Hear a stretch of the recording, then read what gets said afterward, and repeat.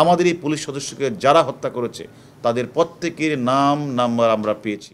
Police সদর দপ্তরের মহাপরিদর্শক চৌধুরী আব্দুল্লাহ আল মামুন সহ ঢাকা মহানগর পুলিশের ঊর্ধ্বতন কর্মকর্তারা সোমবার দুপুর থেকে একসঙ্গে ছিলেন।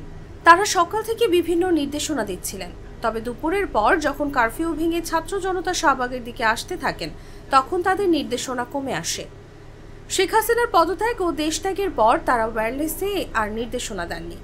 বিকেলে ডিএমপির অতিরিক্ত কমিশনার ও সাবেক ডিবি প্রধান মোহাম্মদ হারুনুর রশিদ সহ ঊর্ধ্বতন কয়েকজন কর্মকর্তা মাস্ক পরে পুলিশ সদর দপ্তরের দেওয়াল টপকে নগর ভবনে প্রবেশ করেন। এরপর সেখানে তারা সিভিলে পালিয়ে যান।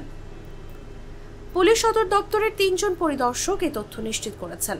নাম প্রকাশে অনিচ্ছুক একজন পরিদর্শক বলেন, বিকেলে হারুনুর রশিদ সহ কয়েকজন সিভিল পোশাকে বের হন। এরপর তারা দেওয়াল টপকে নগর ভবনে যান। সেখান থেকে তারা কোথায় গেছে তার জানা যায়নি। তাদের মুখে মাস্ক পরা ছিল। এর আগে যাত্রাবাড়ী থানায় বিক্ষুব্ধ ছাত্র জনতা হামলা করার পর থানা থেকে নির্দেশনা চায়। তখন হারুন থানার ওয়্যারলেসে ওই থানার ওসি আবুল হাসানকে আইনগত ব্যবস্থা নিতে বলেন। তবে এরপর আর তার কোনো নির্দেশনা ছিল না।